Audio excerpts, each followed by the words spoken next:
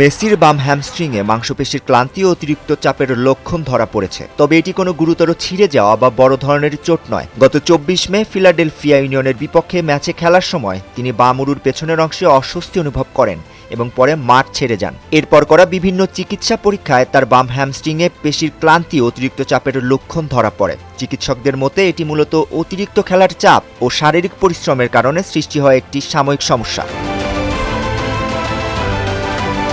Inter Miami coach গিয়ার্মো হায়োস জানান, টানা match খেলা এবং মাঠের অবস্থার কারণে মেসির পেশিতে অতিরিক্ত চাপ পড়েছিল। তবে চোটটি গুরুতর নয় এবং শুরু থেকেই পরিস্থিতি আশাজনক ছিল।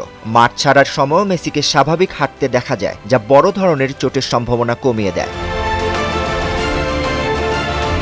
চোটের পর তিনি আর্জেন্টিনা দলের ক্যাম্পে যোগ দিয়েছেন এবং পুনর্বাসন কার্যক্রম চালিয়ে যাচ্ছেন। যুক্তরাষ্ট্রের দলের প্রথম প্র্যাকটিস সেশনে আলাদাভাবে অনুশীলন করেছেন। আর্জেন্টিনা কোচ নিওলেন স্কলোনি জানিয়েছেন, তার শারীরিক অবস্থা নিয়ে সতর্ক থাকলেও বর্তমানে মেসির বিশ্বকাপ খেলা নিয়ে বড় কোনো শঙ্কা নেই। 10 জুন আইসল্যান্ডের বিপক্ষে প্রস্তুতি ম্যাচে তাকে কিছু সময়ের জন্য মাঠে দেখা যেতে পারে। তবে তিনি সময়মতো সুস্থ হয়ে 16 জুন আলজেরিয়ার বিপক্ষে আর্জেন্টিনার বিশ্বকাপের উদ্বোধনী ম্যাচ খেলতে পারবেন বলে আশা করা যাচ্ছে।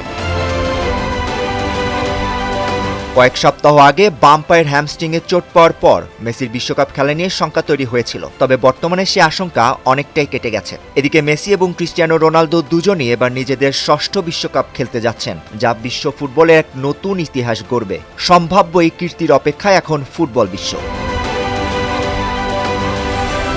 Shakib Mahmud, times today.